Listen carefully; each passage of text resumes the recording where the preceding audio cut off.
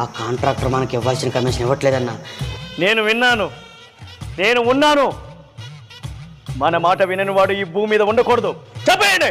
అన్నా దేవుడి ఆశీర్వాదం అది ఇది అంటావు, చంపాడు మేటన్నా. ఆ దేవుడి ఆశీర్వాదం కోసమే అందరినీ పైకి పంపిస్తున్నా.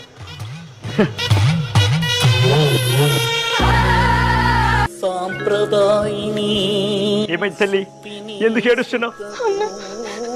మా తమ్ముడిని ఎవరో కత్తితో పొడిచేశారన్నా. ఎవరు? మనోళ్ళే. ఇదంతా ఆ పార్టీ వాళ్ళు చేసిన పని. ఎలా తల్లి, ఒక నిండు ప్రాణాన్ని పొడవడానికి ఆ చేతులు ఎలా వచ్చాయి తల్లి?